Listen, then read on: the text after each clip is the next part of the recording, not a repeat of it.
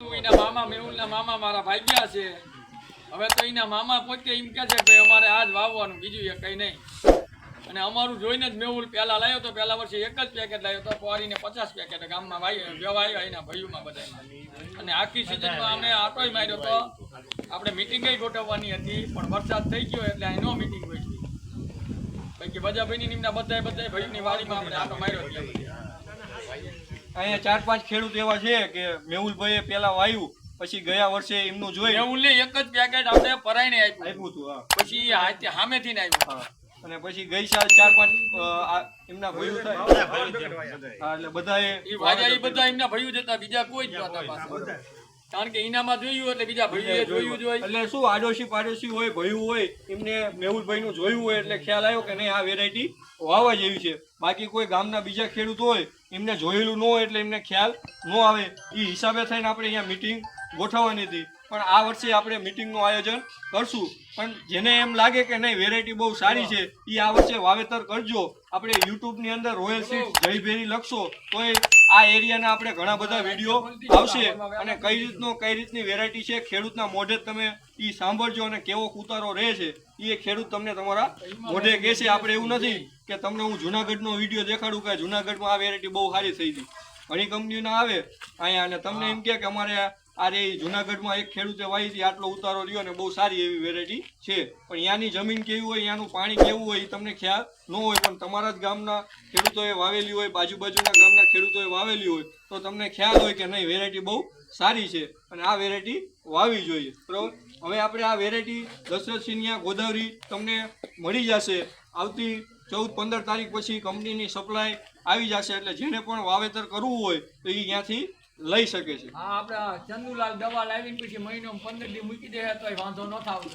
ચંદુલાલ આ વેરાયટી એવી છે કે તમારે દવા ખાતર તમે ઓછી માત્રામાં આપો અને દવા કદાચ તમારે ભૂલી ગયા હોય છાંટવી, એ ટાઈમ ન રહેતો હોય તો આ વેરાયટીમાં એવું તમને ચૂસિયા જીવાતનું પ્રમાણ રહેશે નહીં. રૂંવાટીવાળું પાંદડું આવવાથી આમાં ચૂસિયા જીવાત ઓછી લાગે છે. જો બીજી વેરાયટીમાં તમારે દવા 2 થી 3 વાર વધારે છાંટવી પડે, એના હિસાબે આમાં દવાનો ખર્ચો પણ આપણે બચશે. અને હાઇટ માટે કોઈ પણ ટ્રીટમેન્ટ તમારે આમાં કરવી પડતી નથી. દશરથસિંહને દર વર્ષે ડોકા કાપવા પડે છે એટલી હાઇટ આપણે થઈ જાય છે. ખેતર સારું હોય, છાણિયું ખાતર ભરતા હોય એટલે આમાં તમારે હાઇટ વધી જાય અમુકની, એટલે એના માટે ડોકા તમારે કાપવા પડે એટલી હાઇટ આમાં થઈ જાય છે. એટલે વેરાયટી બહુ સારી છે. હું પોતે મારા ખેતરમાં દર વર્ષે વાવું છું. મેહુલ વાવેતર કર્યું તમારા રિલેટિવ સગા ગોદાવરીમાં એમનું જોયું તમે દશરથસિંહની વાડીએ, એના પછી તમને એમ થયું કે નહીં આપણે એક પેકેટ વાવવું જોઈએ. એટલે 2 વર્ષ પહેલા તમે એક પેકેટ વાવ્યું હતું અને ગયા વર્ષે કેટલા પેકેટનું વાવેતર? ગયા વર્ષે આપણે 52 પેકેટનું વાવેતર કર્યું હતું. એમાં મારા ભાઈ બાલાભાઈને વાવ્યું હતું, આ બેચરભાઈએ વાવ્યું હતું, આમને વાવ્યું હતું અને એમને વાવ્યું હતું. આપણે એમને અમારામાં જોઈને જ વાવ્યું હતું વિનાભાઈએ પડખે.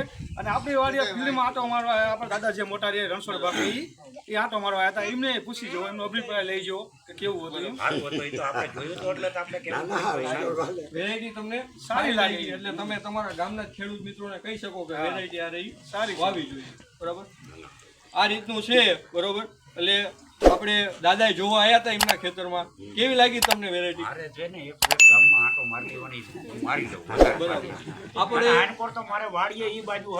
સ્ટાર્ટિંગમાં તમને શું થાય હાથે કે મારા બધા બિયારણ વાળા છેતરી ગયા, ઝીણું નાનું થયું. મેં તમને કીધું એમ કે ઝીણું જયભેરીનું મધ્યમ થાય છે. શરૂઆતમાં તમને એમ લાગશે કે ઝીણું સાવ નાનું કેમ થયું, પણ આની પહેલેથી જ સ્ટ્રેટેજી કે ઝીણું મધ્યમ થાય છે. પણ જેવો ડાબકો ફાટશે એવો તમારે મોટો લોચો થઈ જશે. એટલે શું આ મોટો હારો રંગમાં હતો તારે આંટો મારવા ગયો તો પણ હારો હતો. એમાં આપણે તો બીજી વેરાયટીમાં જે વરસાદને આવવાથી જે નુકસાન થાય છે એ નુકસાન આપણે આ વેરાયટીની અંદર ઓછું થાય છે. એ તમને ખ્યાલ ક્યારે આવે કે એકને ખેતરમાં 2 વેરાયટી જ્યારે તમે વાવી હોય ત્યારે તમને ખ્યાલ આવે કે વરસાદ આવ્યો હોય તો 2માં સરખું જ નુકસાન થવાનું છે. પણ તમે જોવો તો ખ્યાલ આવે કે નહીં આ વેરાયટીની અંદર આપણને ઓછું નુકસાન જોવા મળે છે. બીજામાં તમે જોવો તો ભાંગી ગયો હોય, કાં તો નમી ગયો હોય, કાં તો ગુલાબી એનો એટેક આવ્યો હોય તો એમાં હળો વધારે દેખાતો હોય, એ વસ્તુ તમે બની શકે. અહીંયા આપણે બસ કઈ નહીં.